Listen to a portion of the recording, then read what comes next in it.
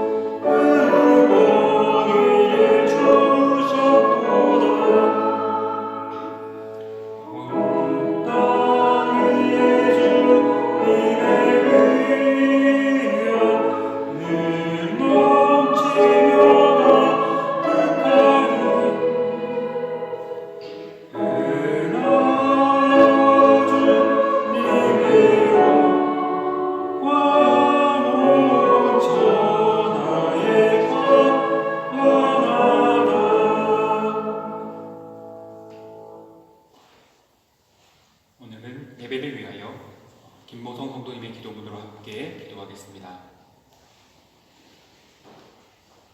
사랑이 많으신 하나님 아버지, 우리와 항상 함께 하시고 도와주심을 감사합니다. 그럼에도 불구하고 저희가 주님을 전적으로 신뢰하며 주님께 나와 기도하지 않습니다. 저희의 믿음 없음을 용서하시고 우리에게 믿음을 더해 주세요. 지금 코로나와 전쟁으로 인해 많은 사람들이 고통받고 있습니다.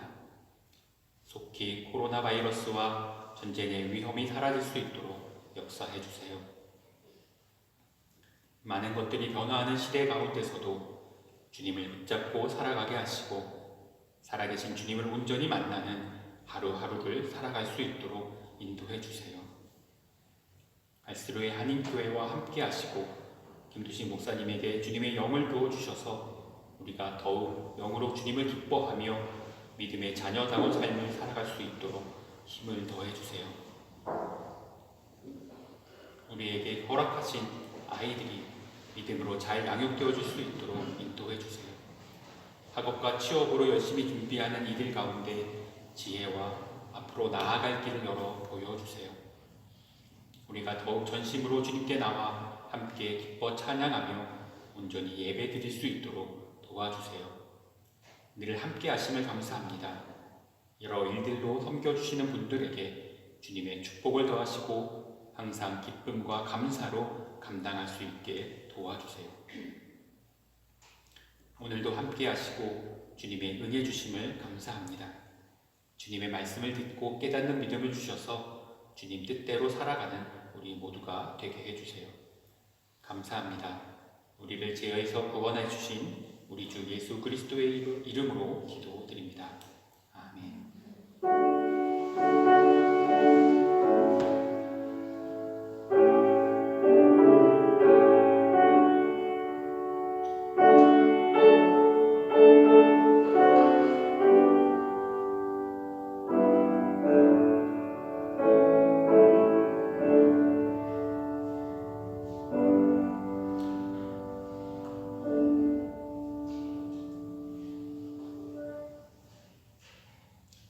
오늘 주시는 하나님의 말씀은 마태복음 5장 3절부터 10절까지 말씀입니다.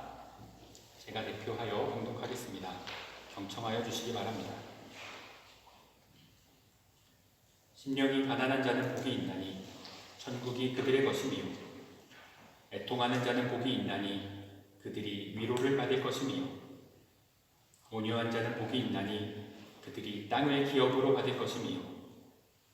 의에 줄이고 목마른 자는 복이 있나니 그들이 배부를 것이미요. 긍휼히 여기는 자는 복이 있나니 그들이 긍휼히 여김을 받을 것이미요. 마음이 청결한 자는 복이 있나니 그들이 하나님을 볼 것이미요.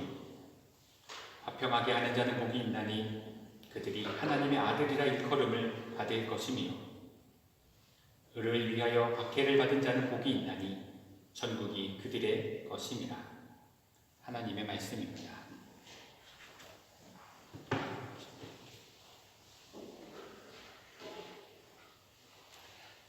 오늘 말씀의 주제가 되는 본문을 제가 한 번 더 봉독하고 말씀을 전하도록 하겠습니다. 6절 말씀입니다. 의에 줄이고 목마른 자는 복이 있나니 그들이 배부를 것이니. 제가 입독을 고민하던 그런 몇 년 전에 그 이후로도 한참 동안 회자되던 말들 중에 소확행이라는 그런 말이 있었습니다. 많은 분들이 들어보셨을 말일 겁니다. 소소하지만 확실한 행복, 작지만 확실한 행복, 이런 의미로서 엄청난 것을 누리거나 기대하며 살기보다는 작아도 분명한, 내가 분명히 체험할 수 있는 그런 행복을 누리겠다라는 뜻이 그런 다짐이 담긴 말이지요. 철학적으로는 2000년대 이후에 확연하게 영향을 끼치고 있는 소위 포스트 모더니즘이라는 사상이 사실은 그 바탕에 깔려있는 생활 철학이기도 합니다.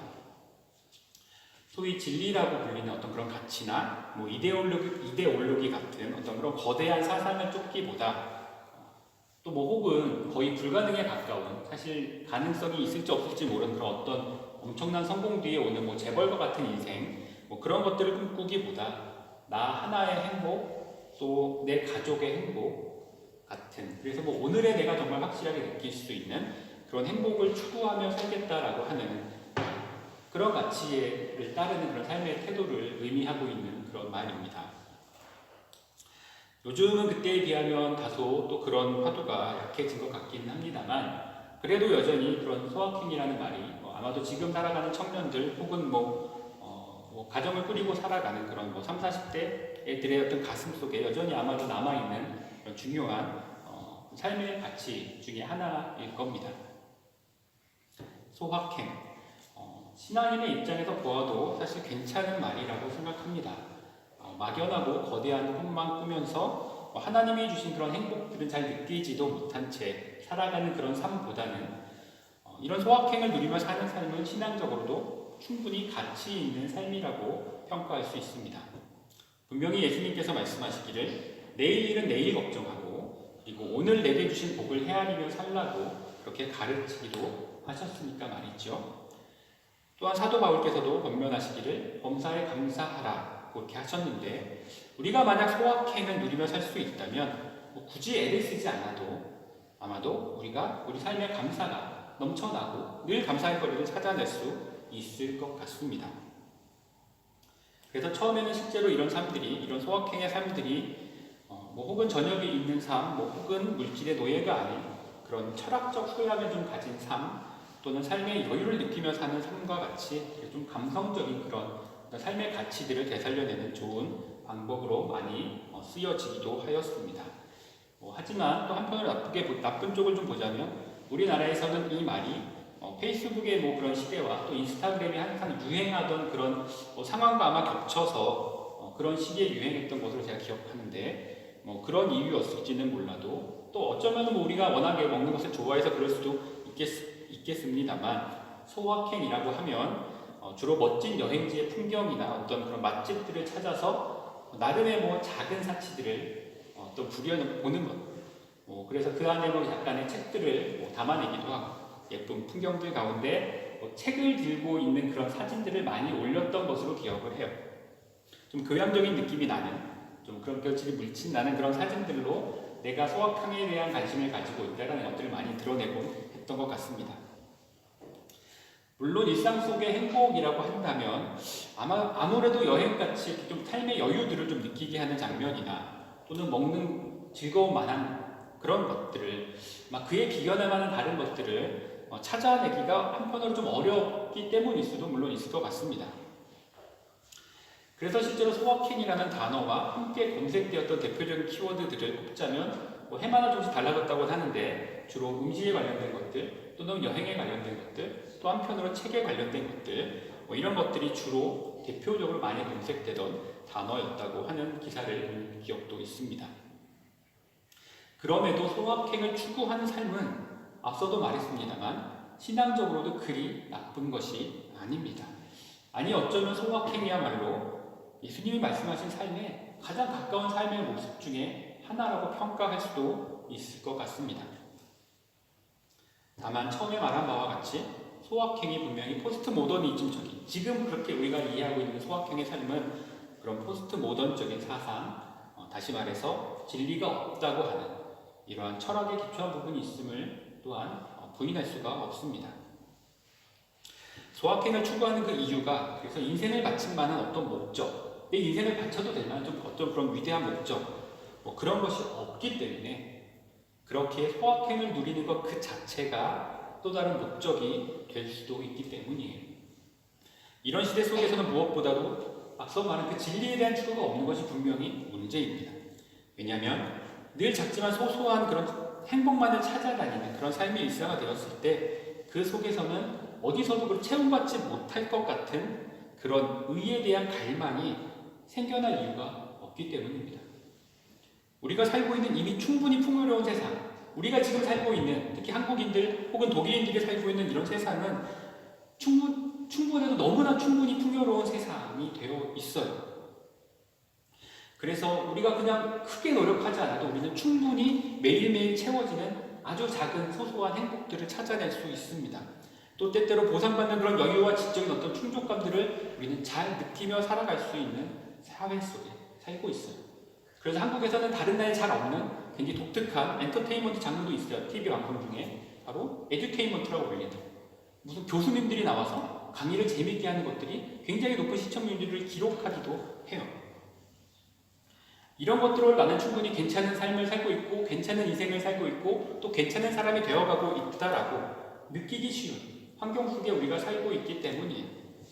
그런 삶 속에서는 더 나은 의로움 또는 완전한 진리에 대한 목마름이나 배고픔이 생겨나지가 않습니다.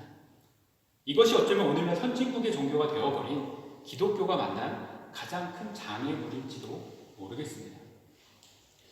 그러나 오늘 주님은 분명하게 의에 줄이고 목마른 자라야 복이 있다고 선언하고 계십니다. 그 이유는 그들이 배부를 것, 다시 말해서 그들이 그 갈망하고 있는 그 의로움으로 배불려질 것이라는 약속이 있기 때문이죠. 하지만 이 배부름이라는 것 자체가 사실 근본적으로 배고파 보지 않은 사람은 느낄 수가 없는 복이라는 겁니다. 이제 앞서 말한 것처럼 우리가 사는 이 세상이 지금 너무 풍요로운 사회 속에 우리가 살고 있죠. 그래서 이제 음식이 넘쳐나는 한국이나 독일 같은 곳에서는 사실 너무 배가 고파서 밥을 먹는 것이 아니라 때가 되었기 때문에 밥을 먹고는 합니다. 지금 시간에 밥을 먹어야 먹을 것 같으니 먹고는 해요. 그러니 아무리 맛있는 것을 먹어도 때로는 그저 밥을 몇 숟가락 뜨고 식사를 마치는 경우도 종종 일어나고는 하죠. 그리고 때때로는 조금 기분이 안 좋으면 에이, 밥 안 먹어 라는 말을 쉽게 던지는 시대이기도 합니다. 이러한 삶 속에서 단순히 밥을 먹고 가진 배부름을 우리가 진정한 복이라 여기는 것은, 그렇게 느껴지는 것은 아마 쉬운 일이 아닐 거예요. 그래서 앞서 말한 소확행의 그런 SNS들에서도 많은 음식 사진들이 올라오지만 그저 내가 오늘 먹은 평범한 밥상을 올리는 경우는 거의 없죠. 그 식당의 분위기나 또는 특별한 음식을 먹으러 갔을 때 내가 오늘 소확행을 누렸다라고 하며 사진 한 장 올리는 것이 인스타그램의 수많은 그런 쓰임이었어요. 우리가 우리의 배로 직접 느끼게 되는, 그렇게 매일 먹고 마시는 일조차도 그런데 의에 대한 배부름이라는 것을 느끼는 일은 얼마나 어려운 일이 될까요? 더욱이 진리에 대한 간절함이 없는, 지금과 같은 그러한 세상 속에서 그런 의에 대한 배부름을 소망하고 그 배부름을 복으로 누리는 그런 일은 아마 더욱더 기대하기가 어려울 것입니다. 아무리 하나님께서 우리에게 구원의 복을 베푸르셔서 우리를 의롭다고 인쳐주셨다고 하여도, 또한 그것을 우리에게 직접적으로 복이라고 말씀하셔도 우리에게 기본적으로 그에 대한 갈망이 없었다면 우리는 그것이 복인지도 모르고 그저 한 입 먹고 일어나 나가버리던 어떤 그 한 끼 식사와 비견할 바 그냥 그것과 거의 다름없는 그러한 은혜에 머물고 말 것입니다. 그래서 그리스도인들에게 이 의에 대한 굶주림, 의에 대한 갈증은 선택이 아니라 생명과도 같은 근원적인 갈증이에요. 이것이 없이는 결코 그리스도인이 될 수도, 그리고 무엇보다 믿음 안에서 소확행의 삶을 누릴 수도 없기 때문입니다. 그런데 제가 여러 번 말씀을 통해서 강조하고 있습니다만 성경이 말하고 있는 이 의는 우리가 일반적으로 생각하는 그런 의와는 분명히 다릅니다. 물론 하나님 나라의 의로움이 세상에서 말하는 그런 정의로움, 공정함 또는 올바른 법적 규칙 어떤 이런 것보다 결코 못하지 않습니다. 아니 오히려 하나님 나라의 의로움은 그 어떤 세상의 규칙보다 또 어떤 세상의 도덕보다도 훨씬 더 엄격하고 정의롭습니다. 하지만 하나님 나라의 의로움의 본질이 그러한 윤리적인 가치에 있는 것이 아니라 이 세상의 모든 것을 창조하시고 주관하시는 그 하나님에 대한 온전한 순종에 있다는 것이 하나님의 의가 세상의 의와 구별되는 가장 중요한 부분이에요. 이것이 하나님 나라의 의의 본질이죠. 아무리 선하고 도덕적으로 완전한 사람이라고 할지라도 그가 자신의 창조주이신 하나님을 거부하고 부정한다면 성경은 그가 의로운 사람이라고 결코 말하지 않습니다. 아담과 하와로부터 이어져 오는 그 죄의 본성을 가진 인간이 결코 하나님의 의로움에 도달할 수가 없다는 믿음 때문이죠. 우리는 결코 하나님에 이를 수 없는 존재이기 때문에 그것으로 우리는 의로움을 판단하지 못한다는 거예요. 그래서 성경은 무엇보다도 하나님의 말씀을 듣고 그것을 행하라고 명령합니다. 그렇기 때문에 비록 율법에서 온전한 의를 이루지 못했다 하더라도 만약 그가 하나님의 의로움에 대한 갈망을 가지고 하나님의 말씀을 간절히 사모하며 살고 있다면 성경은 바로 그를 하나님의 백성이라고 그렇게 선포해 주십니다. 그래서 오늘 우리가 읽은 예수님의 이 말씀도 바로 이러한 의로움, 하나님의 말씀을 따라 행함으로만 도달할 수 있는 그 의로움에 대한 갈망을 지금 이야기하고 있는 것이죠. 하나님의 말씀을 따라 하나님 나라의 의를 이루기를 간절히 소망하면서도 자신의 죄인됨으로 인하여 필연적으로 느낄 수밖에 없는 그 절망, 바로 그 절망 속에서 슬피 울며 애통하며 하나님의 의에 대한 간절한 굶주림과 갈증을 호소하는 바로 그런 사람들에 대한 축복이라고 말할 수 있습니다. 이것이 믿음으로만 이루어지는 이라고 하지만 그럼에도 이러한 믿음의 의로움에도 우리는 분명히 기본적인 삶의 원칙을 알고 있습니다. 바로 우리에게 이미 주셨던 구약을 통해 주어져 있는 십계명을 말하고 있습니다. 모든 하나님의 백성들에게 이 십계명은 반드시 지켜내야 할 기본적인 윤리 규범이죠. 그러나 그 중에서도 핵심은 처음 앞에 네 계명, 바로 하나님에 대하여 십계명의 전제 조건으로 주어져 있는 그 네 가지 계명입니다. 오직 한 분이신 하나님만 섬기고 우상을 제하라는 그 명령이죠. 이것을 지키지 않고서는 십계명은 아무런 가치가 없는 거예요.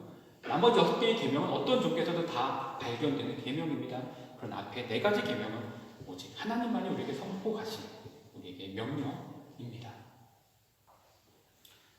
제게는 그래서 사실 지난 사순절 기간 중에 치러졌던 선거의 과정이 또 뭐 어떻게 보면 그 결과까지도 제게는 사실 참 큰 고통이었어요. 혹시나 오해하실까 봐 미리 말씀드리는 것은 저는 개인적인 설교 준비의 원칙 중에 정치적인 이야기를 하지 않은 것을 제 설교 준비의 사실 원칙으로 삼고 있습니다. 오늘 얘기하는 것도 정치적인 얘기를 하고 싶은 것이 아니에요. 저희 고통과 절망은 특정한 후보가 대통령이 되었다는 것 자체에 있는 것이 아니고 그 과정 속에 드러난 한국 교회의 모습 때문이에요. 그것은 바로 오늘의 이 말씀, 하나님의 의에 대한 굶주린 문제이기 때문입니다. 우리가 과연 의에 대한 굶주려 있는가에 대한 문제예요. 저는 다른 것보다도 한국에 계신 많은 목사님들이 특정 후보를 대놓고 지지하셨다는 것에 가장 고통스러웠습니다. 대다수의 목사님들이 지지하셨어요. 물론 지지하실 수 있어요. 그건 정치적인 문제에서 지지하실 수 있지만 그러나 중요한 모습은 이 부분입니다. 그분이 대선 기간에 보여준 많은 모습들이 지금 언급한 하나님의 의에 비교하면 너무나도 대척되는 지점에 있었기 때문입니다. 그것은 어떤 비리에 대한 이야기를 하는 것이 아니에요. 어떤 부정에 대한 이야기를 하려는 것이 아니에요. 나 외에 다른 신을 섬기지 말 뿐 아니라 우상 숭배하지 말라고 하셨던 그 하나님께서 더욱이 접신하는 자들은 죽이라고까지 하셨습니다. 이것은 하나님의 명령이었어요. 그리고 자랑스럽게도 우리 한국교회는 지난 140여 년 동안 이것을 지켜내기 위해 얼마나 많은 희생을 치렀는지 모릅니다. 일제강점기에 신사참배에 굴하지 않기 위해서, 그것은 반일운동, 항일운동의 차원이 아닙니다. 신사참배를 거부하기 위해서 주기철 목사님 같은 분들은 순교하셨습니다. 교회 안에서 그 사진 하나 걸어두는 것이 도저히 용납되지 않아서 목숨을 거셨어요. 고문받다 돌아가셨습니다. 그런 분이 한두 분이 아니신 것을 다들 아실 거예요. 또한 일반 가정에서도 유교식 제사에 대한 문제로 핍박받고 눈물 흘렸던 며느리들, 그런 가정들이 얼마나 많은지 모릅니다. 아니 지금도 그것 때문에 갈등을 믿고 고통받는 그러한 며느리들이 있어요. 또 얼마나 많은 무당들은 예수님을 믿고 나서 자신의 생업이었던 그 일을 과감히 내어던져 경제적 고통 속에 지냈던 그런 분들이 또 얼마나 많은지 모릅니다. 그리고 얼마나 많은 성도들에게 목사님들께서 전 보는 일, 어디 가서 그런 것 가진 일, 부적 쓰는 일에 대해서 얼마나 많이 책망해 왔습니까? 저 역시 그런 결단을 촉구하는 설교, 그런 책망을 하시는 설교들을 얼마나 많이 듣고 자랐는지 모르겠습니다. 그런데 아마도 다 아실 겁니다. 대통령이 되신 그분과 그분의 아내 되시는 분은 공공연하게 무당들과 어울리는 분이셨습니다. 더욱이 무당의 예언에 대통령이 되실 것이라고 그러한 말을 들었기 때문에 그 길을 걸었다는 얘기까지 나왔던 분이셨어요. 물론 다종교를 가진 우리나라는 다종교를 가진 민주주의 사회입니다. 시민들이 어떤 투표권을 던지든 또는 목사님도 가서 그분에게 얼마든지 시민으로서 그분에게 표를 던질 수 있음을 저도 인정합니다. 기독교인이 더 많은 표를 그분에 주셔도 아무 상관이 없어요. 그것이 민주주의 사회이기 때문입니다. 그래서 저는 그 결과 자체가 제게 그렇게 큰 고통을 주었다는 것이 아닙니다. 그러나 그럴지라도 우리가 그것을 가르칠 수는 없어야 한다는 것이죠. 말씀을 가르치는 목사님들이 그런 부분을 공개적으로 이래도 괜찮다라고 지지할 수는 없어야 한다는 것입니다. 하나님의 말씀이 허락하지 않는 부분을 우리는 말할 수 없습니다. 왜 교회가 그토록 철저히 사회에서 지탄을 받으면서도 동성애 반대 운동을 합니까? 그것이 말씀에 써있기 때문이에요. 그것이 성경에 써있기 때문에 우리는 그것을 포기하지 못하는 거예요. 너희는 그 일을 행하지 말라고. 남자를, 여자를 하나님의 그 뜻에 합당하지 않게 사용하지 말라고 바울 사도가 명령하셨기 때문에, 또한 구약의 그 일로 심판을 받는 소돔과 고모라의 사례를 알기 때문에 우리는 그것을 반대하며 자신의 개인적인 신념이 어떻든 것을 반대하며 삽니다. 그런데 특정 정치인이 그런 일을 하셨을 때 우리가 그것을 책망하지 못할지언정 그것을 공개적으로 괜찮다라고 허락해 줄 수는 없는 일인 것이죠. 적어도 예언자들이 그런 일을 지지하는 것만 없었어야 합니다.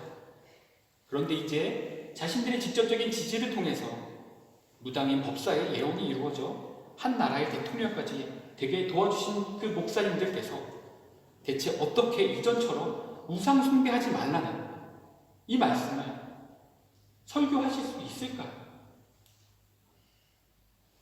어떻게 하나님의 말씀대로 그런 거짓 귀신들의 예언이 아니라 오직 하나님의 말씀만이 이 땅에 이루어질 것이라고 우리가 어떻게 가르칠 수 있을까? 이것에 대한 고통입니다. 만약에 어떤 자신의 목표를 이루기 위해서 내 교회의 성도들이 더 이상 기도만으로는 안 되겠습니다. 굉장히 유명하고 영험한 무당 법사가 있다고 하는데 제가 그분한테 한번 가서 상담을 해봐야 되겠습니다라고 말하고 가서 점을 치고 운세를 보고 예언을 듣고 필요하면 그가 말하는 법수를 따른다고 할 때 과연 어떻게 그들을 책망할 수가 있겠습니까? 저는 이것이 어떻게 교회 안에서 가능했을지, 어떻게 그런 선포들을 당당하게 하실 수 있었을지 그것이 너무 고통스러웠습니다. 그래서 저는 이번 설교를 준비하면서 교회 안에서 오늘 말씀에서 말하는 하나님 나라의 의에 대한 굶주림이 사라졌기 때문에,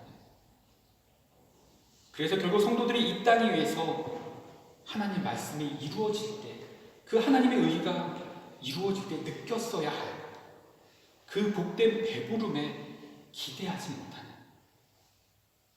더 이상 그것을 기대하지 않기 때문에 그리스도인들까지도 또한 목사님들까지도 세상의 가치로, 세상의 방법으로 세상을 살아갈 수밖에 없게 되었음을 보게 됩니다. 그래서 명목상으로는 그리스도인일지 몰라도, 명목상으로는 예언자일지 몰라도 그들은 하나님의 말씀을 거슬러 자신들의 욕심을 채우던 멸망 직전에 있었던 그 남유다의 제사장들과 같은 그러한 모습을 보일 수밖에 없게 된 것이 아닐까 생각합니다. 그들의 소확행은 더 이상 하나님의 말씀이 아니라 내 배를 불리는 세상의 욕망에 머물 수밖에 없게 된 것이죠. 하나님의 의가 결코 그들에게 행복을 주지 못하기 때문에 말입니다. 그러나 예수님은 분명하게 약속해 주셨습니다. 의에 줄이고 목마른 자에게는 그 의로 배불리워 주시리라는 복을 말이지요. 이것이 구원의 소확행입니다. 이것이 우리가 기대했던 하나님의 복은 아닐지도 모릅니다. 그러나 이것만이 참으로 우리에게 영원한 행복을 보장하는 소소하지만 확실한 행복입니다.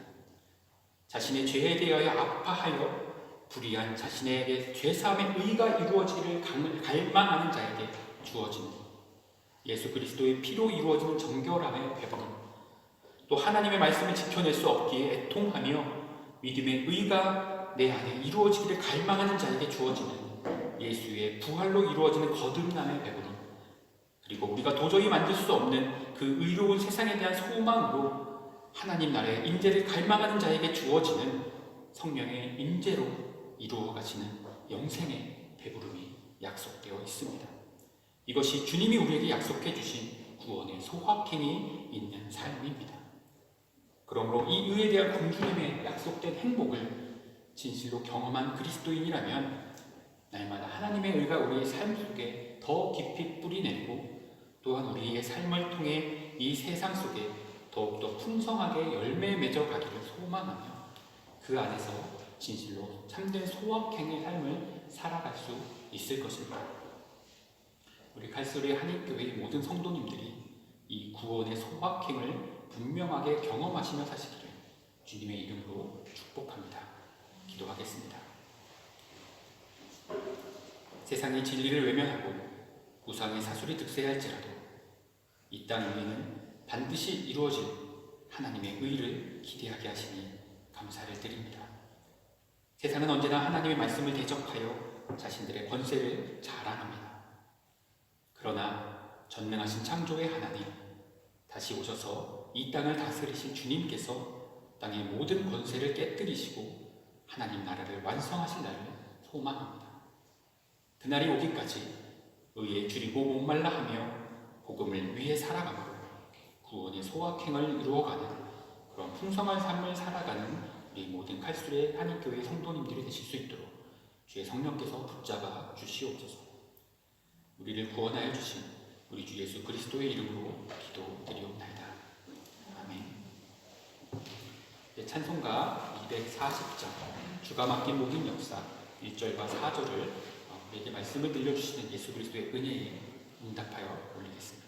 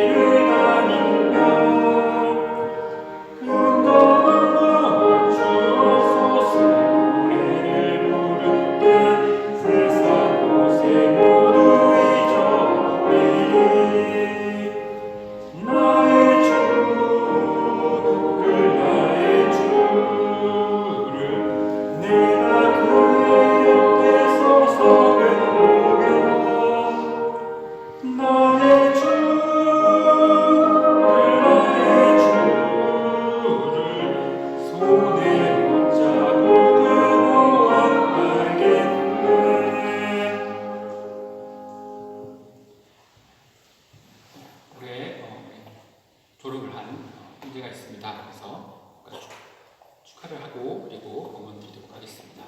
이승훈 형제, 이승훈 형제님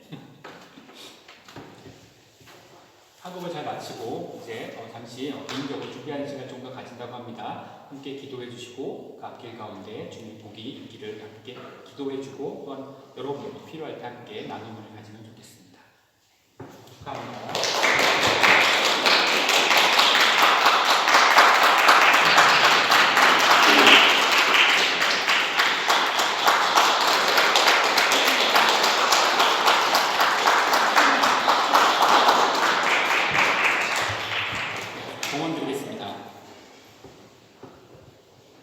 인간의 죄로 인한 고통이 가득한 이런 시대 속에서도 우리를 지켜주시며 인도하여 주시는 하나님, 지난 한 주간도 주께서 우리와 동행하여 주셨음을 기억하며 감사의 예물을 주님께 드립니다. 우리가 드린 이 예물이 하늘나라의 영광을 위하여 30배, 60배, 100배의 열매를 맺게 하여 주옵소서. 그리하여 이 예물이 사용될 때마다 이 땅 위에 선하신 하나님의 의가 드러나게 하시고 또한 우리 교회를 통하여 주님의 사랑이 온 땅에 전하여지게 하여 주시옵소서.